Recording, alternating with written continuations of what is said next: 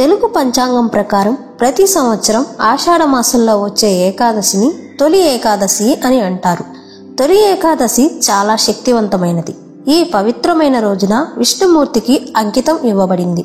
అయితే ఈ సంవత్సరం జూలై 17వ తేదీన అనగా బుధవారం రోజున తొలి ఏకాదశి వచ్చింది. ఇంతటి శక్తివంతమైన తొలి ఏకాదశి రోజున ఎవరైతే ఇంట్లో పూజ చేస్తారో వారికి విష్ణుమూర్తి అనుగ్రహం వల్ల మీ జీవితంలో ఏ కష్టాలు లేకుండా సుఖ సంతోషాలతో జీవిస్తారు.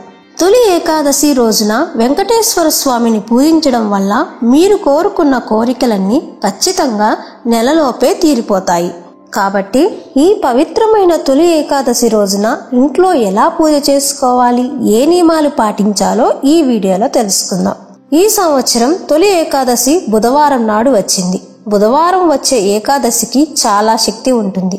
తొలి ఏకాదశి రోజున పూజ చేసేవాళ్ళు ఉదయాన్నే నిద్రలేచి మీ ఇల్లంతా శుభ్రం చేసుకోవాలి.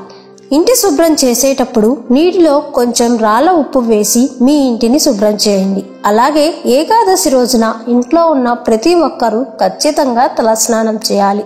తొలి ఏకాదశి రోజున స్నానం చేసేటప్పుడు స్నానం చేసే నీటిలో 2 తులసి ఆకులు వేసుకొని స్నానం చేస్తే మీ జాతకంలో ఉన్న దోషాలన్నీ తొలగిపోతాయి.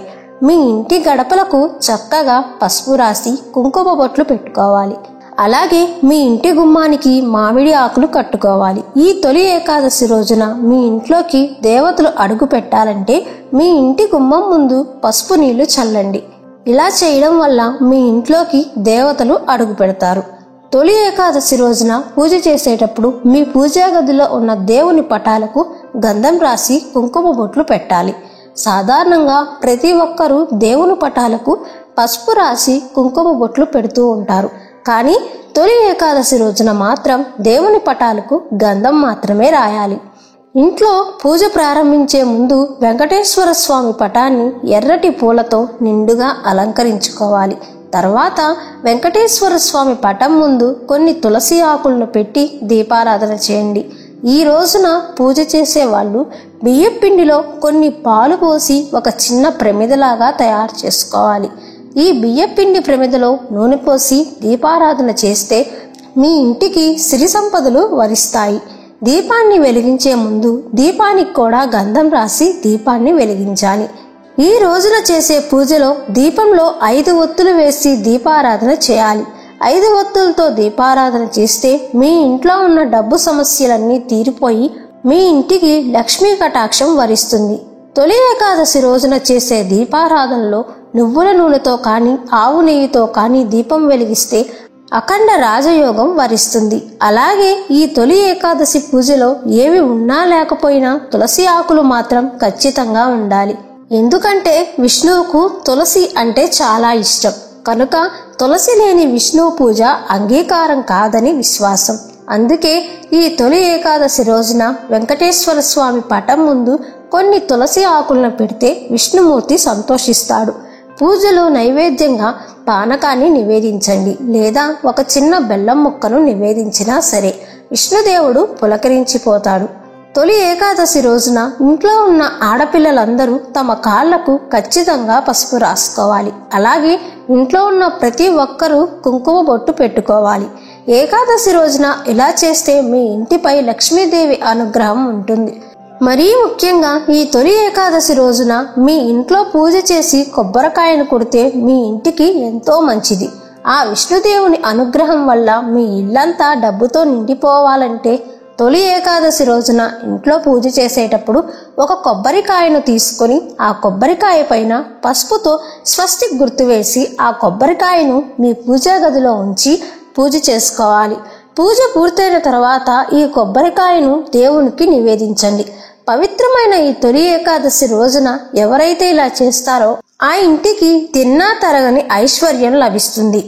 మీ మనస్సులో ఉన్న కోరికలు ఖచ్చితంగా నెరవేరాలంటే ఈ తొలి ఏకాదశి రోజున మీ పూజా గదిలో ఉన్న వెంకటేశ్వర స్వామి పటం ముందు తాంబూలం పెట్టండి.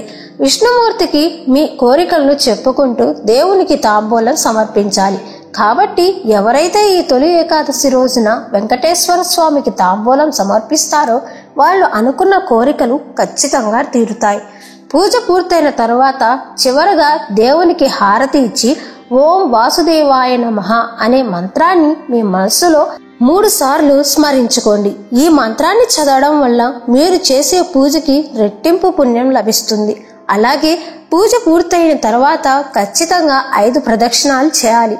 తర్వాత దేవునికి సాంబ్రాణి ధూపం వేసి పూజను ముగించాలి.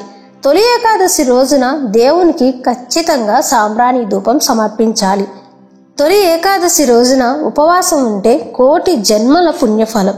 తెలియక చేసిన పాపాలన్నీ వినాశనమవుతాయి. తొలి ఏకాదశి రోజున ఉపవాసం ఉండే వాళ్ళు ఉదయం పూజ చేసి సాయంత్రం మళ్ళీ దీపం వెలిగించాలి.